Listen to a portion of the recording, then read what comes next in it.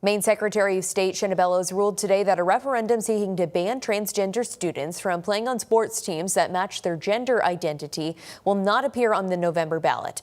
News Center Maine's Alex Haskell explains what led to that decision from Augusta. Maine Secretary of State Shenna Bellows says she is accepting a recommendation from her staff that found thousands of signatures tied to this referendum effort are invalid.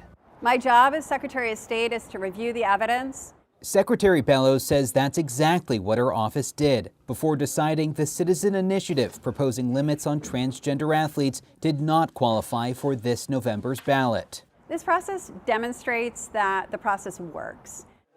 The decision comes after a months-long review process. Bellows had previously ruled enough signatures were collected to make the ballot, but that decision was later challenged in court, with opponents arguing some signatures were gathered illegally. After a hearing overseen by Chief Deputy Secretary of State Catherine McBrien determined thousands of signatures were invalid, leaving the campaign with more than 500 signatures short of the required total. Bellows says she agrees with that finding. And it was determined that 2 out-of-state circulators failed to follow Maine law. They left petitions unattended for periods of time. Bellows says other signatures were thrown out because they were duplicates or were missing required dates. The campaign behind the referendum, Protect Girls Sports in Maine, now has the option to appeal. That possibility is something opponents of the measure say they're already preparing for. What we have to do, and our partners, is to make sure we're building a campaign to defeat this ballot initiative should it show up on the ballot in November.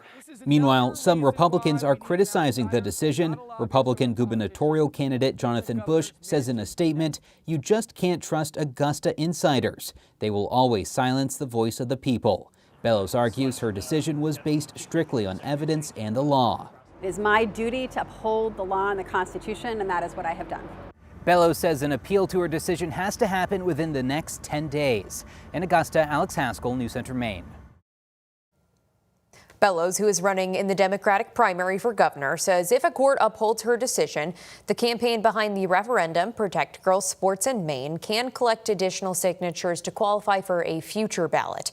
News Center Maine has reached out to the campaign organizers to ask whether they plan to appeal this decision. We've not yet heard back. Meanwhile, the Maine GOP accuses Bellows of abusing her power and is calling for her to be stopped.